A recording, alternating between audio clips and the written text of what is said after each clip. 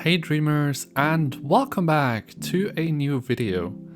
After I presented you our little game in the last video, now in this one I would like to take you guys with me on what it's actually like to make a game in Dreams. I'll try to summarize this in a cohesive way for you, so let's get straight into it.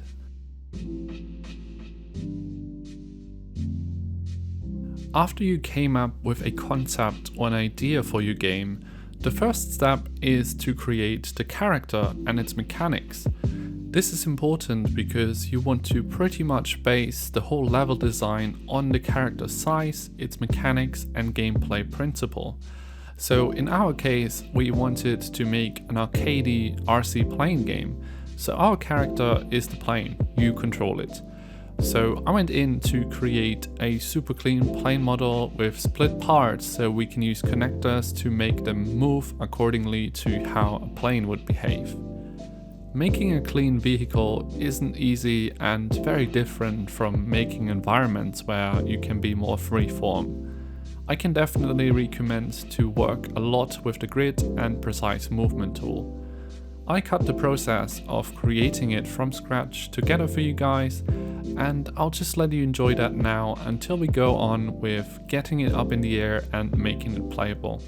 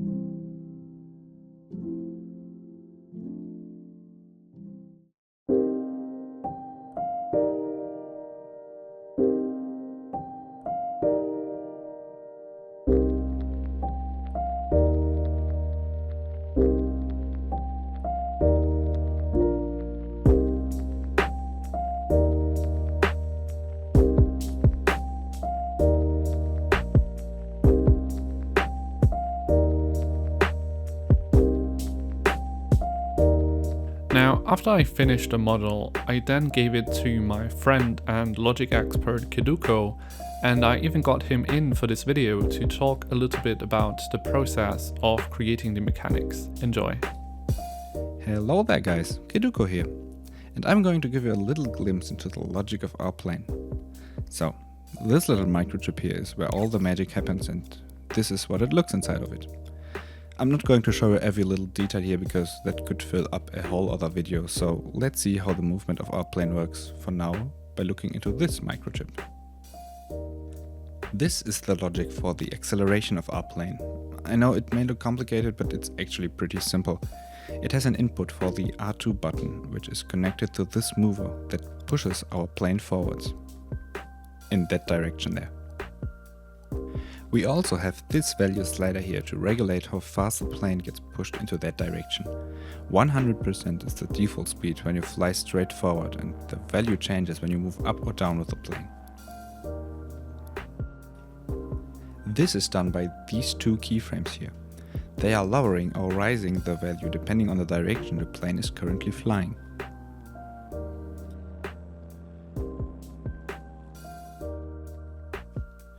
This is only the logic to make the plane fly forwards, but there's also a second microchip for the steering behavior, so let's take a quick look into that too. Instead of movers, we are using rotators here. This input gets the signal of the left stick from your controller, which is then splitted into the X and Y axis. So when you push the left stick up or down, you will activate that Y signal that is then activating the rotator, which makes the plane move up or down. The same thing happens when you push your stick to the left or right, but it activates the other rotator, which tilts the plane. Yeah, and that's basically it. Let me know if you have any questions or if you want to see more of that logic in here. And now, back to you, Sakku. Thank you very much, Keduko. You can, by the way, also catch him do this kind of magic live on his Twitch channel. I will link that as well as his DreamStats website in the description down below. Check it out. Now that we have a playable, functioning character, or in our case, the plane, I did then go on to create the level. I'll be showing you a time lapse of how I created our first map, A Child's Room, from the blockout stage to the final art.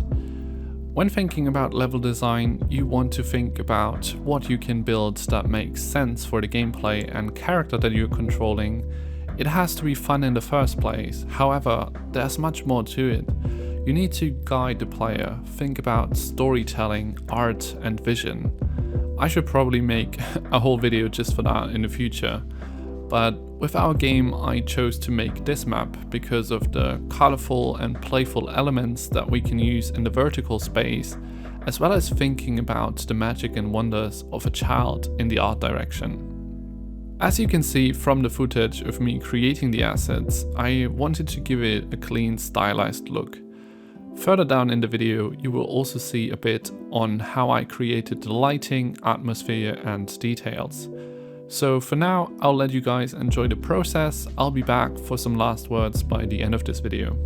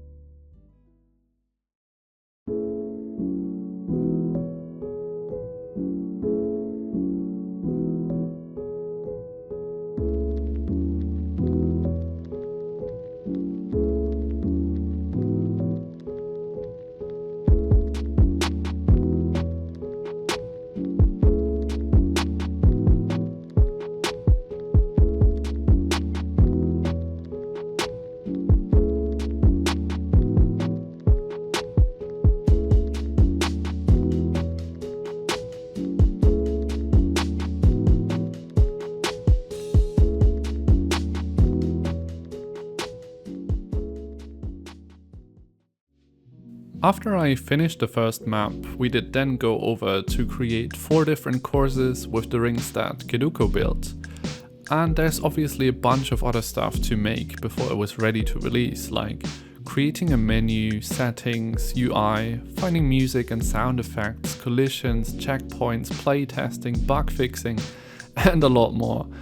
That would go beyond what I could fit into this video, so for now I just hope you guys enjoyed this insight on what it's like to make a game in Dreams. If you enjoyed this video, definitely give it a like and share with others. Also, many thanks to my patrons for supporting me on my way as an artist. If you want to do the same and get some exclusive content, the link is in the description down below. Now, thank you so much for watching. I'll see you next weekend for a new video.